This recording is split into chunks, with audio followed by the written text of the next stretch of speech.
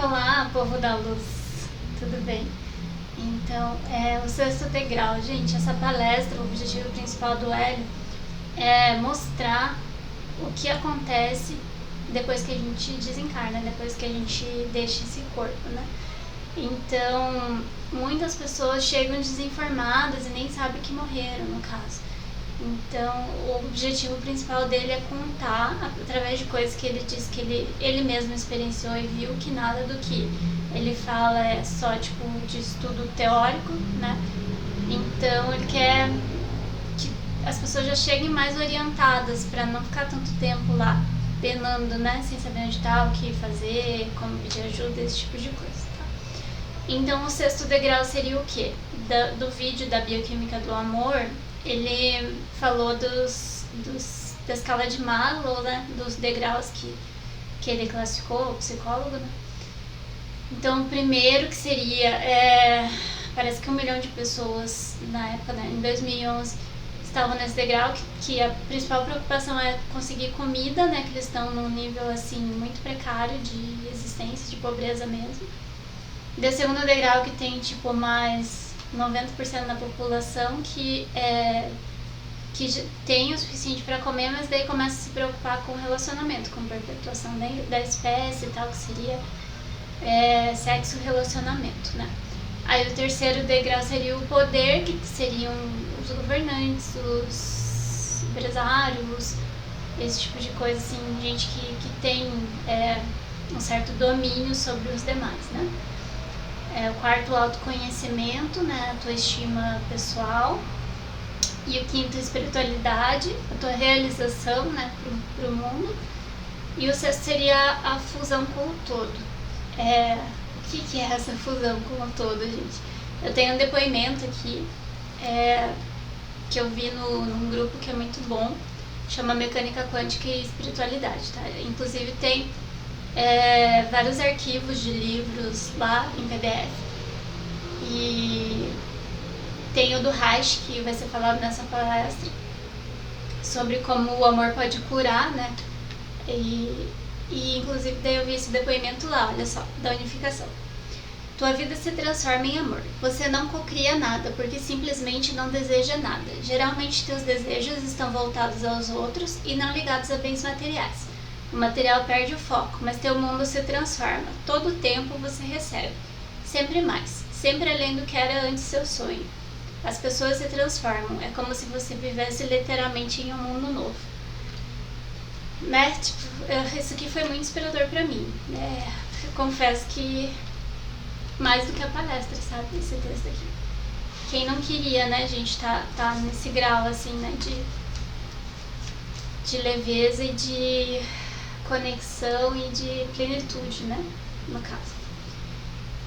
Então, a humanidade, ela ainda está presa à matéria, por isso que ele gosta tanto de falar da dupla fenda, de falar dessa parte da mecânica quântica, porque a gente tem que começar a entender que não é só isso que a gente vê, que a gente toca, que a gente sente o gosto, sabe? Essas coisas dos nossos sentidos, das nossas sensações, tá? Que tem o tecido do espaço-tempo, que é uma face do decaedro, que você trocou, é que nem no rádio, você não vai mudar o rádio, eu tirei o rádio daqui do quarto e vou levar ele lá na sala. Não é assim que você troca de estação, troca de frequência. Você só gira o dial. Então, da mesma maneira, esse tecido espaço-tempo seria tipo o mundo que a gente conhece, tá num, daí você pode acessar outros mundos mudando, né, a frequência também, tá?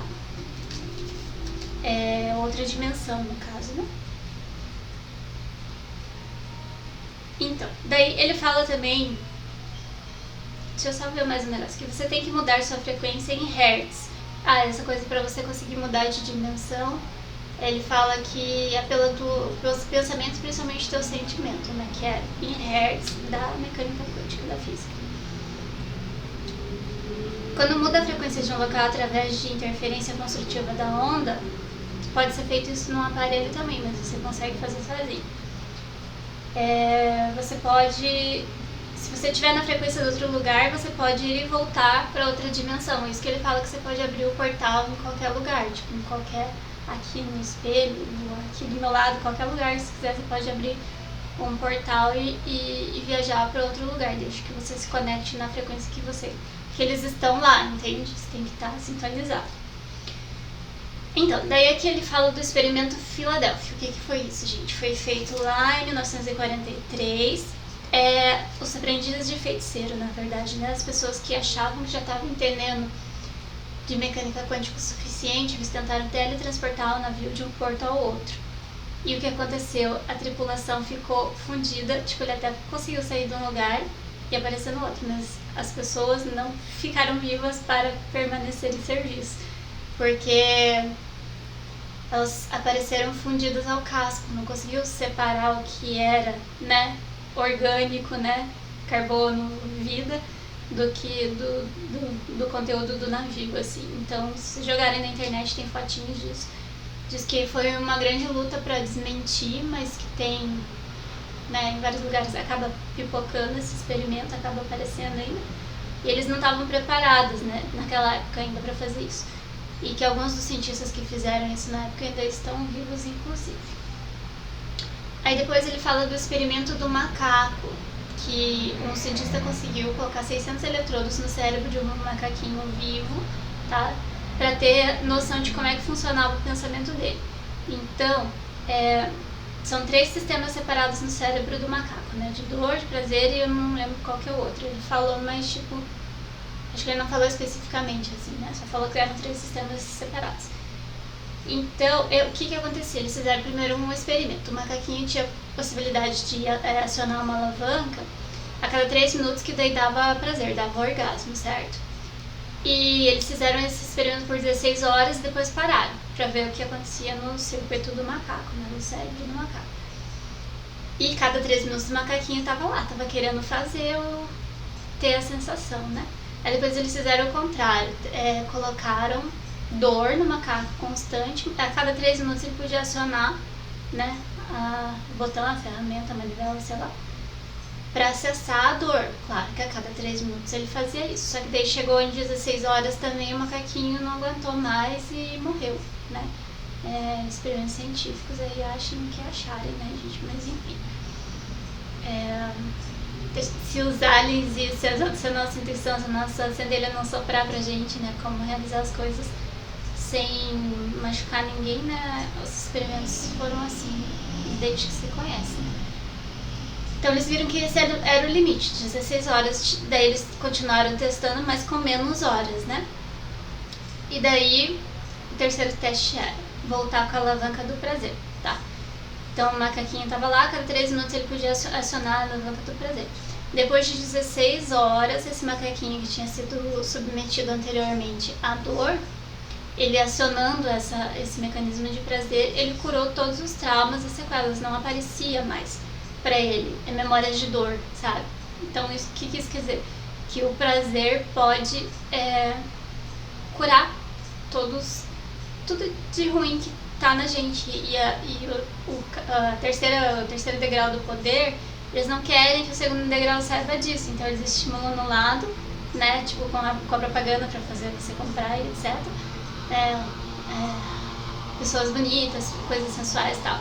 E depois reprime do outro, né? Dizendo, não, sexo é pecado, e assim, todo tipo de coisa desse sentido.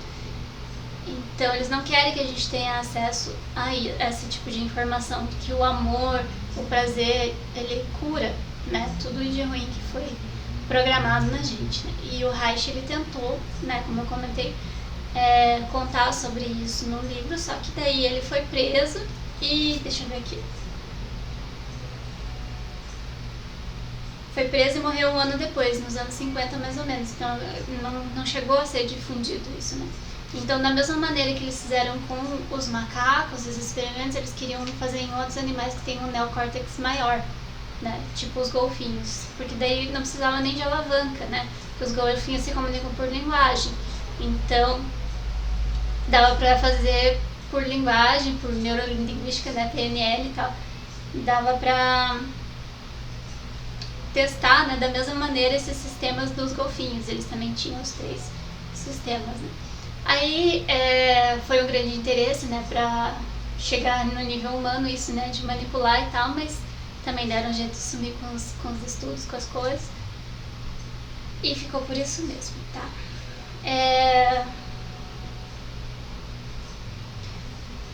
Então, o terceiro degrau criou um monte de tabus e preconceitos para que o segundo não descubra, né? Isso de que desaparece toda a lembrança de dor e tortura. E reforço positivo e negativo no mesmo nível do behaviorismo, né? Esse tipo de coisa. Que a melhor lavagem cerebral que existe é pela dor em imprints feitos na infância. Por isso que é tão importante a gente ouvir as reprogramações para mudar, certo? Sobre a fusão com o todo, ele falou aqui, ó, que é uma transmutação, que você e o divino eles se tornam um, no caso. Que não perde a individualidade, mas também tem a consciência do divino. Surge uma terceira coisa, né? Onde se interpenetra. Tá? E as pessoas têm medo da fusão porque acham que não vão mais poder comer a feijoada, ou seja, vão ficar espiritualizados demais. E daí tem medo que, tipo, vire, de novo um primeiro degrau, assim, sabe? Tipo, tem que jejuar, passar fome, etc. E perder toda a possibilidade da matéria, né? Mas na verdade não, ele só tem benefício. Você passa a ser um co-criador e você até aumenta o seu chi, porque você tira, né? Todo doa energia vital pra você, então você aumenta inclusive o seu chi. Não sei se você aumenta a sua expectativa de vida com isso e tal. Né? Mas ele diz que você pega as energias do todo e aumenta o seu chi. Outra coisa muito importante sobre essa palestra é que as duas coisas mais importantes, ele quer que a gente conheça como é o outro lado e que todo suicida seja encaminhado. Sempre que você conhecer um suicida, você pedir pra ele ajudar de alguma maneira, porque enquanto ele fazia atendimento presencial, pelo menos, todos os suicidas que chegaram nele receberam, né, uma ressonância e tal, e ficaram bons, não ficaram mais, né, depressivos, querendo ir embora, assim. Ou, tipo, ele falou as realidades e não sei o que ele fala, né, pra pessoa não fazer isso. Porque quando um suicida se vai, ele leva consigo o chi dele, né, SHI, a energia vital dele, que seria para muitos anos, para 80 anos, por exemplo. Se ele se vai com 30, então ele leva muita energia vital, que foi doada pelo Criador para ele passar tantos anos encarnado aqui, né? Então daí tem a história do Serengeti, gente. Peraí, deixa eu dar uma pausa só pra ver se eu falei tudo aqui.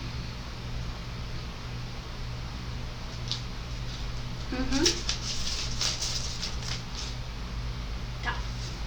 Então, o que acontece no Serengeti? Ele fala assim, é um comparativo, tá? Serengeti é uma região da África que tem lá, né, tipo, as zebras, os animais que são a caça, e tem os caçadores, né, as leoas, seres que ele compara aos negativos, né, que estão atrás da energia vital das pessoas, ou de escravos e coisas do tipo. Então ele inclusive comenta de um famoso que morreu e que teve uma comoção e tal no enterro dele ainda, mas ninguém fez uma oração para encaminhar ele, né, tipo, para que alguém ajudasse ele no outro plano, né, aí pro local melhor, assim, né. E ele diz que ele mesmo quis ir lá ver o que a pessoa tava passando, e a pessoa tava perdida, não sabia nem que tinha morrido, não, tipo, porque diz que ainda continua com as sensações físicas, só que ela não tem mais pizzaria, sabe? Então você fica perdido, você não sabe o que tá acontecendo, fica uma presa fácil pra esse pessoal negativo aí, tá?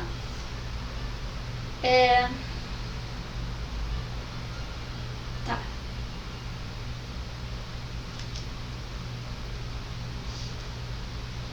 Daí diz que os negativos ficam buzinando, porque eles adoram arrecadar essa energia vital, por isso que eles ficam buzinando nos encarnados pra que eles tomem a decisão de se matar, né? Pra eles terem o chi pra retirar lá depois.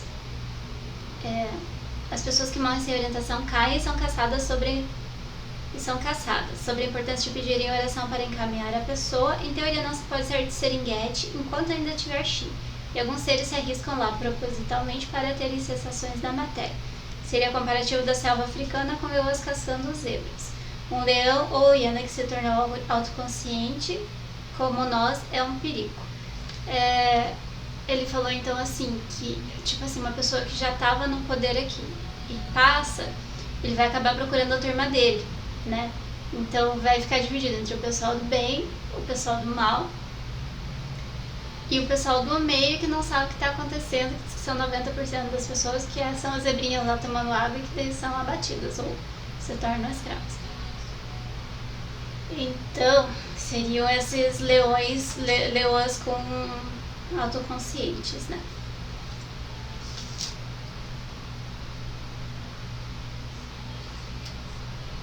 Negativos estocam chi para fazer experiências, que é a coisa mais valiosa de lá. Tem fila de espera para ter um corpo novamente, porque lá não tem pizzaria e etc.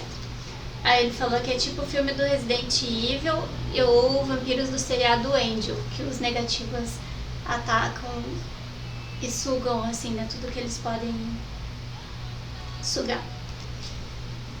Na zona de conforto você é a caça, tem que escolher o lado do bem ou do mal. Os negativos não sabem outra fonte de chi. Em relação aos suicidas, eles não podem receber tratamento da galera do bem enquanto não esgotarem o chi. Isso quando chegam protegidos. Eu não entendi muito bem como é que funciona essa coisa de proteção. Não sei se é só a gente desejar de coração, né, que ele seja encaminhado e tal, porque em teoria você cometer um suicídio, você tá fazendo uma coisa muito errada, assim, né, tipo, vai gerar um monte de matéria. E você já iria para um lugar ruim só por ter feito suicídio, sabe? Para o negativo transitar em outras dimensões, pega o corpo mental dele, adiciona chi e se veste de outro ser, acopla. Leva um tempo para ajustar os dois DNAs. Inclusive pode entrar aqui na Terra, na nossa dimensão aqui, totalmente material. Então, gente, ele quer alertar, né? Ele quer falar tudo que ele já viu, que ele já conhece, pra gente não ficar perdido, né? E pelo menos saber, né, pedir ajuda se a gente se for. Por isso que ele quer, é tão importante repassar essa informação que ele tem, né? Então, ó, mais uma partezinha lá de energia é igual a informação. Cocriar é colapsar a função de onda. Ressonância também amplifica medos e leva a catarse. Buscar primeiro o reino de Deus e tudo mais será acrescentado de graça. Não tem restrição de comida, sexo e etc. Então é mentira que você, em vida, né, vai ficar tipo... É que você não vai mais dar tanta importância, né? Mas você vai ter acesso a tudo da mesma maneira, tá? Que Deus não é um sádico com porrete pra punir ninguém. Merecimento é eletromagnetismo. Não tem como ficarmos na zona de conforto sempre, porque pela teoria do caos algo virá para te abalar e fazer se mover. Pode ser no emprego que você perde, uma doença que você tem ou uma perda afetiva, tá?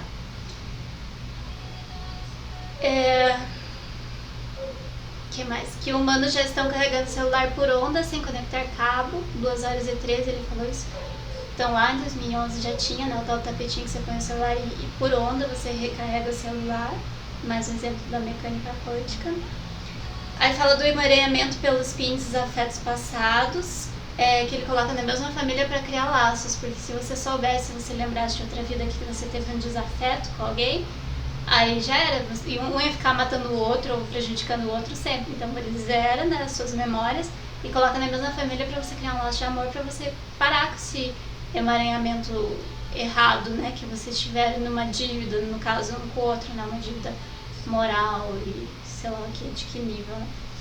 E pro amor também tem esse emaranhamento pelo espinho correlacionado, né? Então quando você encontra alguém que você já se emaranhou em outra vida, é automático, você não precisa daquela bioquímica do amor, daquela fórmula de bolo dele, né? Você vai amar a pessoa de novo, porque já estava emaranhado, já tá essa informação nas suas células, nos seus elétrons.